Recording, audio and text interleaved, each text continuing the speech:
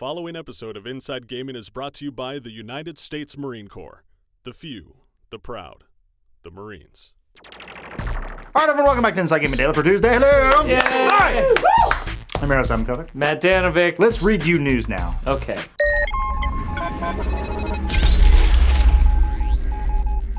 Your first news story for today, Steam has set some crazy records with their crazy sale, having 6 million concurrent users signed in at one time during the autumn sale. Yesterday, Monday, we saw the highest number of Steam members signed on at one time. This is a record, everybody. Yeah. This actually tops last year's by 1 million. So I think the news story here is that PC gaming is here to stay, or it's going out, you know. Or either one. It's bad. No, it's still It's good. dying. It'll never last. I don't think a single person is saying that. Also being on 3 different platforms, PC, Mac, and Linux, probably helped, but it's just good to see Steam in as many possible little whatever. Boys as possible. Yes. Speaking of weird, sick, and twisted things, Hotline Miami. That's all I need to say. Actually, no. So, some of you may have heard that actually Hotline Miami was going to have some DLC, but the developers basically decided that the DLC is so big and so expansive that it is going to be an actual full sequel. Hey, that's a really quick turnaround. Yeah, well, hey, you know, they're talented guys. So, Jonathan Soderstrom, who's half of the programming team behind the critically acclaimed Hotline Miami, has confirmed that the game will be receiving a full sequel as opposed to downloadable content.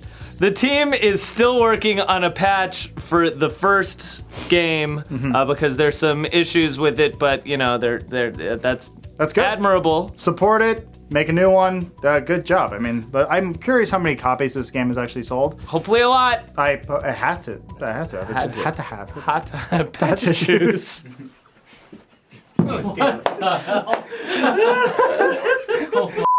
The Inside Gaming Awards are right around the corner, and continuing every day this week, we are talking about 2 different categories and the nominees. So today we're talking about Best Environmental Design. Okay. What is environmental design, you are asking yourself? No, actually I know. I helped vote on these. I'm okay. asking. I'm glad you know. Okay. I will tell you, environmental design is basically the environment in the video game, meaning the world that you are inside of. And we judge this basically on how immersed do you feel? How does the environment react? How does it actually change the gameplay? Dude, that's it's a huge thing. This is actually a brand new category. We've never done this before.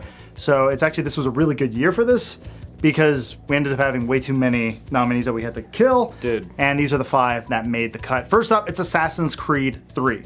Yes, I don't... Parkouring through trees. We thought it'd be like funky and awkward, and it turned out to be majestic and beautiful. And doing the revolutionary period was just, that's a really big challenge.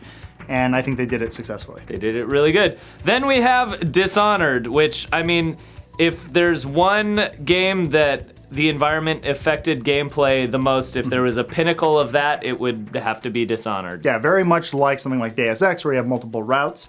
This was a game that basically hinged on environmental design. Yep. Next up, we have Fez, a game that is just chock full. I mean, the whole game, same sort of deal. Same deal. Everything from the sound, from the look, the art direction, everything that came together in that game, its environment included, was very cohesive, and rewarding Fez for that, or at least nominating it. Then we have Forza Horizon, because the environment within it is actually quite innovative for a racing game. And, you know, I want to throw a big party like that one day. I'll drive around. Well, being in the Colorado landscape, it was actually very immersive to be in that game where you're seeing the sun in the background and the hills and everything. It's like, it was, for driving fans, this was a game that a lot of them loved. Yep. And finally, we got Journey, which I don't know if I have to really even say anything. You can just look and go, sand. Oh. It's gorgeous. It is. Then, moving on, the other category we are going to cover today is Best Animation. Yes, this is the animation in a video game. Once again, gameplay, cinematics, it's all there. We are covering all aspects of the video game. So our first nominee is Halo 4. Yes, they doing the cutscenes this time around, doing entire performance cap. Yeah. The in-game animation stuff, it's very pretty. Then we have Max Payne 3. I mean, just on the strength alone of how Max handled the weapons, like holding the assault rifle while he did that and then putting it under there, dumping this stuff out and then reloading. Like, For anyone who wants to question this, just jump into a wall. yeah, do it. As Max, don't do it in real life, that'd hurt. Well, or if you still question it and don't believe us, then jump into a wall. Next up, we got Resident Evil 6. This is a game that didn't really do a lot of things well, but the one thing that it did exceedingly well was its animation. Yeah. This is a game like Dead Space last year, has one of those opportunities where you have monsters and different types of animation and transformations.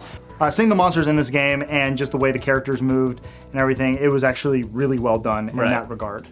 Then we have Skullgirls, which is 80 billion frames of hand-done animation, super stylized, super smooth. Especially for a fighter. Exactly. In this time. It is a monumental accomplishment in hand destruction for that. So for that reason, Skullgirls. Very well done. And finally, we got Transformers Fall of Cybertron. You're probably wondering, why is this toy turned TV show turned video game being nominated for a video game award? Because robots. Have you ever tried to actually put apart, like, the transform, an old school Transformer? Yeah, someone had to animate that into a video game. Exactly. And it looks smooth. That's the thing, Yeah. using the Unreal tech. Made them look realistic and cool, which is just what every Transformers fan wants. Fun fact, on top of that, with the customization of the in the multiplayer your character, they had to find a way to include regular customization, but then factoring that in to have it actually animate in and out individually depending on how you customized your character. That's pretty cool. And with that said, those are your nominees for Best Animation. It is Tuesday. Let's go to the game releases of the week, brought to you by Protein Pill.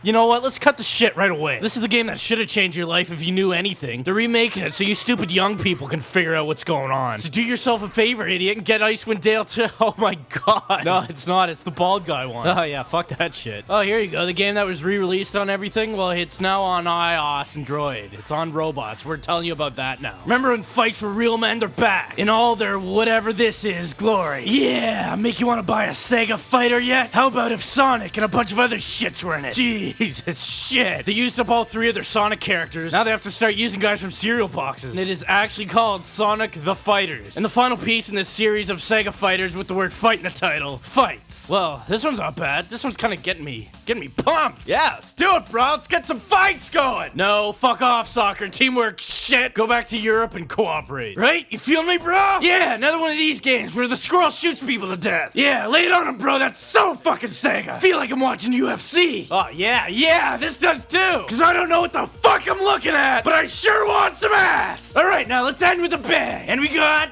this game. So, no real big ones this week. Slow release week. That's kind of shit. Room team!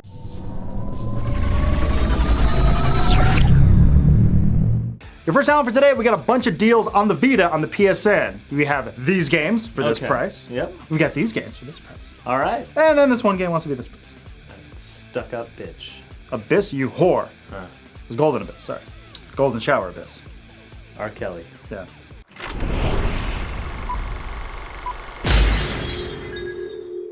All right, your first trailer for today is the Mass Effect 3 Omega launch trailer.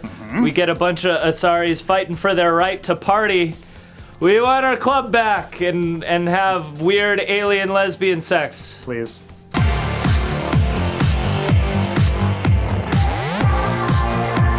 Next up, we get the Far Cry 3 co-op trailer. Not the reason why you want to buy this game.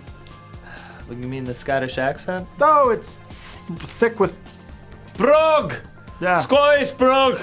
If you want another Far Cry video, go check out Total Biscuit's look at it. He played the game for about 45 minutes. At the very end, tells you, go buy it. Okay. Because it's a good game. And then finally, we have the SimCity Producer Diary. Yes. We're all looking forward to SimCity. Oh, God, yes. If you aren't, then you're Phil. Phil, stop shaking your head. It's going to be fun. It's gonna be fun. You can make a guitar-shaped city. Yeah. There are robbers who will come from other towns and they will rob you, and you have to send cops after them. But then what if the cops turn dirty? I don't know. Build another guitar city. All right, everyone, that's it for your show. Thank you so much for watching. Thank you. Stay tuned to the end. We got a bunch of clickouts. Please check those out. And Mobro, please donate for these beautiful hairy things below our noses. Or you can get a mouse. That'd be cool too. You could also win a mouse. It'd be very nice. It's good. You follow me on Twitter.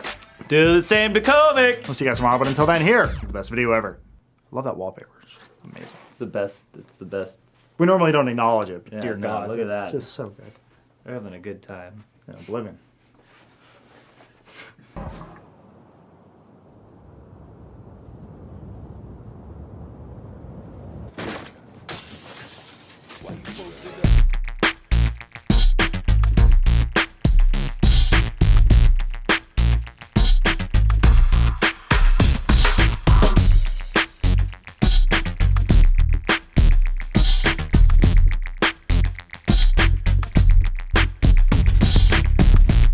It's that time of year again. Join us for the 2012's Inside Gaming Awards on December 8th. It all goes down at 3:30 p.m. Pacific Standard Time only on machinimalive.com. And don't forget to cast your vote for this year's Gamer's Choice Award.